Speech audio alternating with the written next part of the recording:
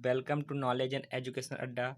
दोस्तों, आज idiom phrase की सीरीज़ का नेक्स्ट पार्ट है। अगर आपने इसका प्रीवियस पार्ट नहीं देखा तो हमारे चैनल के प्लेलिस्ट में जाकर उसको आप विजिट कर सकते हैं।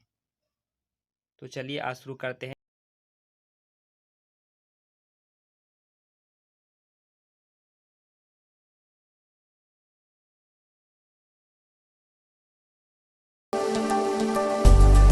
तो हम पहला ईडीएम लेते हैं, bull in A China shop. इसका मतलब होता है कोई ऐसा व्यक्ति जो अनियंत्रित और केयरलेस तरीके से व्यवहार करता है। मतलब कोई पर्सन है जो अनकंट्रोल्ड हो, अनरूली हो और केयरलेस तरीके से व्यवहार करता हो, तो उसके लिए ये ईडीएम यूज होता है, bull in a China shop. इसको आप ऐसे समझ सकते हैं कि एक बुल है जो कि क्रॉकरी की दुकान लगाया हुआ है और क्रॉकरी बेच रहा है। अगर कोई बुल है, ठीक, कोई बुल अगर कोई सांड अगर क्रॉकरी की शॉप लगाए तो वो कैसा लगेगा? वो अजीब लगेगा। ठीक है, तो ये चाइना मतलब है कि चाइनीज़ मार्केट, चाइनीज़, क्योंकि जो क्रॉकरी होता है वो चाइन चाइन चाइ जो चीनी मिट्टी होता है, चाइनीज़ मिट्टी होता, क्ले होता है, उसकी बनी होती है। तो एक ऐसा बुल जो चाइनीज़ क्ले का बना हुआ बर्तन अर्थात क्रॉकरी को बेच रहा है। और इसको सबसे पहले फ्रेडरिक मेरियट के नॉवल से लिया गया था, जिसका नॉवल का नाम था जैकोब फेथफुल, और ये पब्लिश हुआ था 1834 में अमेरिका में। नेक्स्ट है burn the boat. Burn the boat means कोई ऐसा कार्य करना जिससे पुरानी स्थिति में लौटना मुश्किल हो जाए। बर्न द बोट, इसको आप ऐसे समझ सकते हैं कि मान लीजिए आप ये मान लीजिए रिवर है, ठीक है, और इस रिवर में आपने एक बोट की मदद से आप इस पार से इस पार आ गए और आपने इस बोट को क्या कर दिया? डिस्ट्रॉय कर दिया। तो अगर आपने उस बोट को डिस्ट्रॉय कर दिया और आप चाहते हैं कि वापस इसी जहाँ से आप आए हैं वहाँ जाना हो आप, तो क्या आप जा सकते हैं? नहीं जा सकते, क्योंकि जिस बोट से आप आए थे उसको आपने डिस्ट्रॉय कर दिया है। तो बर्न द बोट मीन्स आप जिस परिस्थिति में थे उस पुरानी परिस्थिति में फिर से लौटना आपको मुश्किल हो जाए। कोई ऐसा कार्य करना जिससे पुरानी स्थिति में लौटना मुश्किल हो जाए। नेक्स्ट है burn the candle at both ends. इसका मतलब होता है देर तक काम करके थक जाना। ये एक फ्रेंच फ्रेज है। उस समय क्या होता, कैंडल जो है बहुत एक्सपेंसिव होते थे, और कैंडल को अगर burn the both in means अगर आप कैंडल को दोनों साइड से अगर आप जला देंगे तो क्या होगा? वो कैंडल जो है बहुत जल्दी ही जल जाएगा, बहुत जल्दी ख़त्म हो जाएगा। तो यहाँ कैंडल का मतलब है कि आपका स्ट्रेंथ, मतलब आपके काम करने की जो क्षमता है, मतलब आप इतना काम कर ले रहे हैं कि आप बहुत जल्दी थक जा रहे हैं। जैसे कैंडल को अगर दोनों साइड जला दें तो बहुत जल्दी टाइम से पहले ही जल के ख़त्म हो जाएगा। उसी तरह से अगर आप बहुत ज़्यादा मेहनत करेंगे तो आप टाइम से पहले ही थक जाएंगे। तो burn the candle at both ends means मतलब इतना काम करना, मतलब आप ज़रूरत से ज़्यादा काम करके थक जाना। नेक्स्ट है burn the midnight oil. Burn the midnight oil means there रात तक जग कर कड़ी मेहनत करना। मिडनाइट ऑयल मीन्स यहाँ ऑयल का मतलब जो लैंप आप जलाते हैं रात को, तो उस लैंप में जो ऑयल होता है उसको कहा गया है बर्न द मिडनाइट ऑयल। मतलब मध्य रात्रि तक लैंप के तेल को जलाना। तो लैंप का तेल आप क्यों जलाएंगे? क्योंकि आपको रात तक जग कर कड़ी मेहनत करना है। तो burn the midnight oil means there रात तक जग कर कड़ी मेहनत करना। नेक्स्ट है burning problem. Burning problem means तात्कालिक एवं जटिल समस्या। मीन्स बिग या टिपिकल प्रॉब्लम, बहुत बड़ी प्रॉब्लम या तात्कालिक कोई प्रॉब्लम आपके सामने खड़ी हो गई है और बहुत ही जटिल है, बहुत ही टिपिकल प्रॉब्लम है, तो वहाँ पर होगा बर्निंग प्रॉब्लम। बर्निंग मीन्स ज्वलंत ज्वलंत समस्या, ऐसी समस्या जो बहुत ही ज्वलंत है, बहुत ही हाईलाइटेड है। नेक्स्ट है burst one's bubble. Burst one's bubble means किसी को कल्पना की दुनिया से हकीकत में लाना।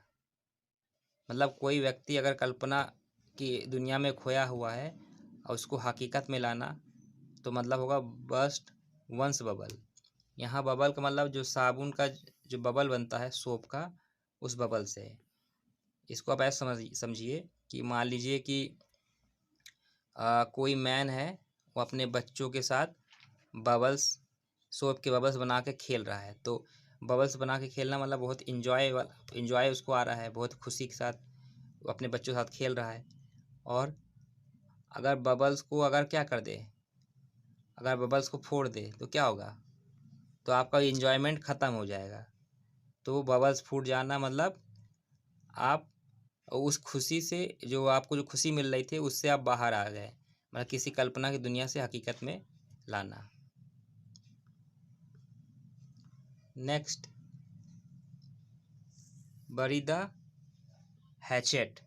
बरी द हैचेट, बरी मीन्स दफनाना, हैचेट मीन्स क्या होता है, परशु मीन्स छोटी कुल्हाड़ी, एन स्मॉल एक्स मतलब छोटी सी कुल्हाड़ी जो होती है उसे बोलते हैं हैचेट।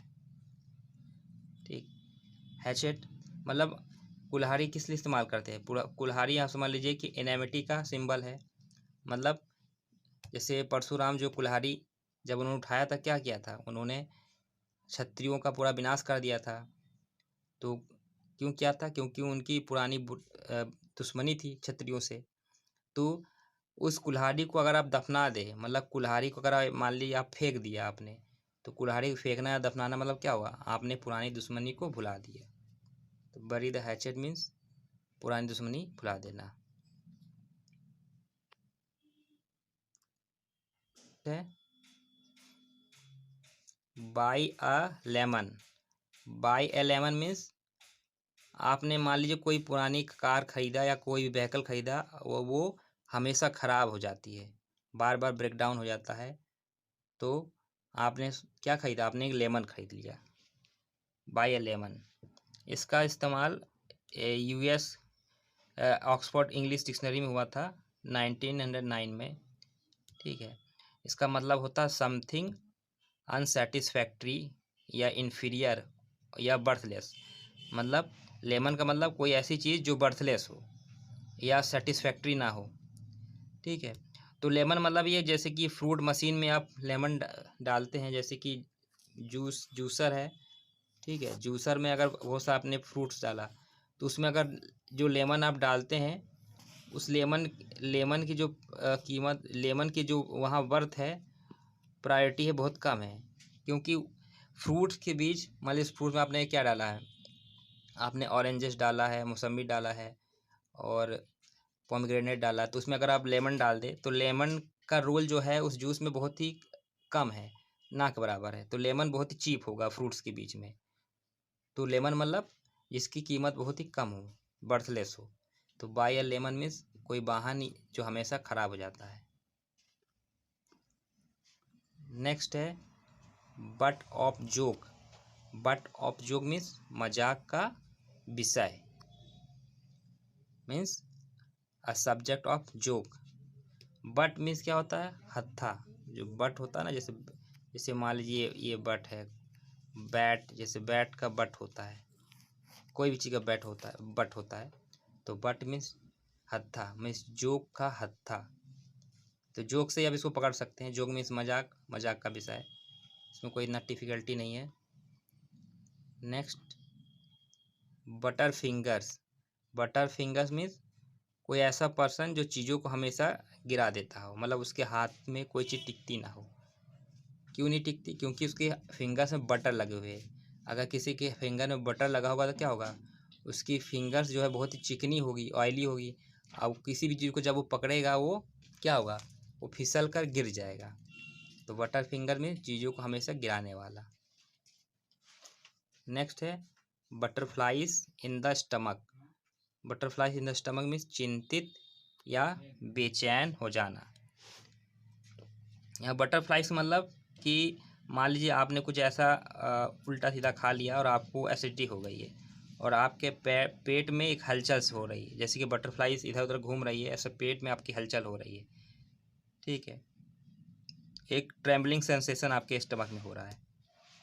उसी तरह से जैसे कि आपके पेट में एक हलचल हो रही है, मान लीजिए बटरफ्लाई आपके पेट में घूम रही है, उसी तरह से कि आप जो है बेचैन होकर आप एंजाइटी के साथ इधर उधर घूम रहे हैं। तो बटरफ्लाइज का यहाँ सिंबल मतलब है कि जैसे बटरफ्लाइज इधर घूमती है तो आप भी बेचैन होकर बटरफ्लाइज की तरह इधर उधर चिंतित होकर बेचैन होकर आप घूम रहे हैं। तो butterflies in the stomach means चिंतित या बेचैन, मतलब आपके स्टमक में बटरफ्लाइज घूम रहे, आप बटरफ्लाइज आपके स्टमक में है। तो बटरफ्लाइज मतलब यहाँ गैस या एसिडिटी से लिया गया है, और गैस एसिडिटी अगर आपको हो जाएगी तो आपको एंजाइटी हो जाएगी। उसी तरह से अगर आपको कोई प्रॉब्लम है तो आप जो है एंजाइटी आपको हो जाएगा और आप बहुत बेचैन और चिंतित हो जाएंगे। नेक्स्ट है bottom button one slip. Button one slip means मतलब अपने होंठ में बटन लगा लेना। बटन लगाने मतलब अपने होंठों को बंद रखना, मतलब अपनी जबान बंद रखना, अपना मुंह ना खोलना। नेक्स्ट है बाय ए विस्कर मीन्स मुश्किल से अंतिम क्षण में कर पाना। विस्कर मीन्स मूछ, मतलब मूछ के बाल के बराबर। बाय एन एक्सट्रीमली शॉर्ट और स्लिम मार्जिन, मतलब मान लीजिए कि आप जा रहे हैं सड़क पर, ठीक है, आप मान लीजिए रोड पे जा रहे हैं और इधर से कोई मान लीजिए कोई बाइक वाला आ गया, ठीक, कोई आ गया और जो आपको मतलब आपके बगल से गया और आप मूछ के बाल के बराबर मार्जिन से आप बच गए, थोड़ा सा मतलब आप बच गए, नहीं तो वो आपको क्या कर देता, आपको हिट कर देता। तो मतलब आप मूछ के बाल के बराबर मार्जिन से आप बच गए और वो आपको हिट नहीं कर पाया, मतलब बाल बाल आप बच गए। हिंदी में मुहावरा ना बाल बाल बच जाना। तो उसी तरह से इंग्लिश का मुहावरा ये बाय ए विस्कर मीन्स मुश्किल से अंतिम क्षण में कर पाना। या मान लीजिए आप मान लीजिए कोई मैच हो रहा है, बॉक्सिंग मैच हो रहा है, तो आप हारते हारते एकदम बाल बाल बच गए, तो मुश्किल से अंतिम क्षण में कर पाना। नेक्स्ट है by all accounts. By all account means जैसा कि कहा या बताया गया, जैसा कहा या बताया गया। अकाउंट्स मीन्स होता है, एक अकाउंट तो होता है जो बैंक अकाउंट जो होता है वो वाला अकाउंट, और एक अकाउंट मतलब होता है विवरण। विवरण होता है मतलब एक डिटेल्स, किसी पर्सन ने कोई डायरी बनाई और उसमें कोई डिटेल लिखा किसी चीज़ के बारे में, बाय ऑल अकाउंट्स। तो अकाउंट मतलब विवरण, मतलब किसी ने कोई विवरण दिया और उसी को आप उसी तरह से आप बता दें, एक्सप्लेन कर दें, किसी कहीं भी बातों को आप उसी तरह एक्सप्लेन कर दें, तो बाय ऑल अकाउंट्स। नेक्स्ट है बाय एंड बाय मीन्स क्रमशः, मीन्स एक के बाद एक। बाय एंड बाय मीन्स एक के बाद एक। नेक्स्ट है बाय एंड लार्ज मीन्स आम रूप से, मतलब कोई चीज़ जनरल वे में हो, आम चीज़ हो, तो वहाँ बाय एंड लार्ज होगा। लार्ज मतलब बहुत ज़्यादा मात्रा में कोई चीज़ हो रहा हो, तो कोई चीज़ बहुत ज़्यादा मात्रा में होगा तो मतलब क्या आम चीज़ होगी, क्योंकि आम चीज़ें जब ज़्यादा होती है और कोई स्पेशल खास चीज़ होगी तो बहुत ही कम मात्रा में होगी वो चीज़। तो बाय एंड लार्ज मीन्स आम रूप से। नेक्स्ट है बाय फेयर मीन्स और फॉल, मतलब किसी भी प्रकार से सही या गलत, मतलब साम दाम दंड भेद किसी भी तरह से कोई काम कर लेना। फेयर मीन्स वैध तरीके से, या फॉल तरीका मतलब या अवैध तरीका, मतलब कोई भी काम चाहे आप उसको लीगली करें या इलीगली करें। कहते ना कि मैं इस काम को साम दाम दंड भेद किसी तरीके से करूँगा, तो वही चीज़ है बाय फेयर मीन्स और फॉल, चाहे उसको सही तरीके से करे या गलत तरीके से करे, किसी प्रकार से सही या गलत तरीके से अगर आप कोई काम कर रहे हो, मतलब आपको जीतना है, मान लिया कोई मैच जीतना है, चाहे आप चीटिंग से जीते या आप मेहनत से जीते, तो यहाँ पे ये यूज़ होगा बाय फेयर मीन्स और फॉल। नेक्स्ट है बाय फिट्स एंड स्टार्ट्स। इसका मतलब होता है कभी कभार। कोई काम अगर कभी कभार होता है तो होगा बाय फिट्स एंड स्टार्ट्स। इस इडियम का इस्तेमाल लेट 15वीं सेंचुरी में हुआ था। फिट्स मतलब होता है सीजर या जब्ती। सीजर कोई चीज़ जब्त कर लेना। Bye fits and start. जब्त मतलब यहाँ, फिट्स मतलब यहाँ पे कि कोई काम जो बहुत ही उस काम को रोक लिया गया हो, जब्त कर लिया गया हो, तो वाई फिट्स एंड स्टार्ट। और कोई खास की ओरिजिन मुझे मिला नहीं, इसको आप ऐसे याद कर लीजिए। By fits and start means कभी कभार। फिट्स का मतलब यहाँ है जब्त कर लेना, मतलब कोई काम है जो उसको जब्त कर लिया गया, उसको रोक दिया गया हो, कभी कभार होता है। नेक्स्ट है by heart. By heart means पूरी तरह से रट कर याद कर लेना। बाय हार्ट मीन्स दिल से, मतलब कोई चीज़ अगर आप दिल से उसको याद करेंगे तो क्या होगा, पूरी तरह से आप उसको रट लेंगे, अच्छे से वो चीज़ आपको लर्न हो जाएगा। तो बाय हार्ट दिल से याद करना कोई चीज़, किसी चीज़ को लर्न कर लेना दिल से, एकदम से। नेक्स्ट बाय हुक और बाय क्रुक। ये सिमिलर मीनिंग, लगभग सिमिलर है। बाय फेयर मीन्स और फॉल, और बाय हुक और बाय क्रुक मतलब सही या गलत किसी भी तरीके से, दोनों का सिमिलर मीनिंग है। बाय हुक और क्रुक। यहाँ हुक का मतलब है, ये जो है ये बॉक्सिंग मैच से लिया गया है ये फ्रेज, ठीक है। तो हुक का मतलब है कि अचेत कर देने वाला प्रहार, hook, sorry, being a victory by, yes, को मतलब हुक मतलब है कि स्टॉपेज। यहाँ हुक का मतलब स्टॉपेज है। स्टॉपेज मतलब एक स्टॉपेज या को, ये बॉक्सिंग मैच का एक टर्म है, को या स्टॉपेज। इसका मतलब होता अचेत कर देने वाला प्रहार। तो आप बॉक्सिंग में मैच को चाहे तो आप स्टॉपेज या को से जीते।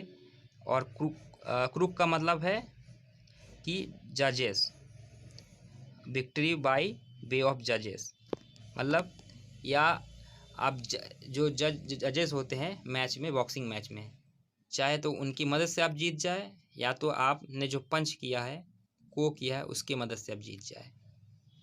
मतलब किसी भी तरीके से आपको जीतना है, तो बाय सही या गलत तरीके से।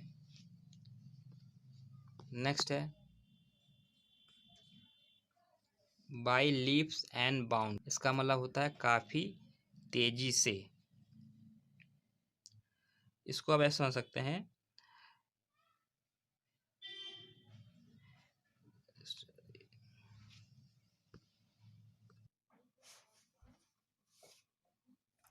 तो by leaps and bounds means काफ़ी तेजी से।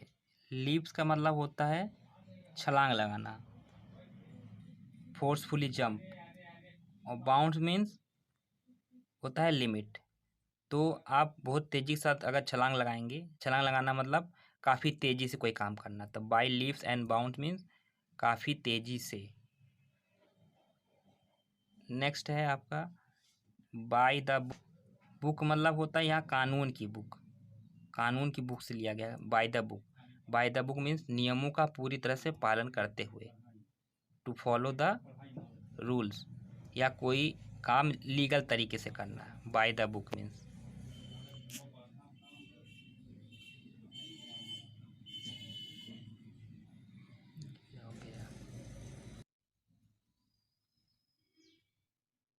नेक्स्ट है by the same token.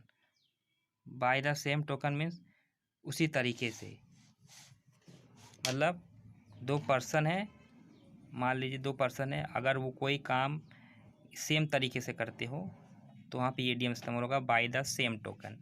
Same means एक जैसा, सेम मीन्स एक जैसा। टोकन, टोकन जैसे कि आप रेस्टोरेंट में जाते हैं, टोकन मिलता है, बिल पैसा जमा करते हैं, आपको टोकन मिलता है खाना खाने के लिए, तो वही टोकन। मतलब दो पर्सन को अगर एक ही जैसा टोकन मिल जाए तो क्या होगा, दोनों ही सही उसी तरीके से कार्य करेंगे, मतलब दोनों ही सेम तरीके का खाना, फूड आइटम खाएंगे, मतलब दोनों ही सेम तरीके से काम करेंगे।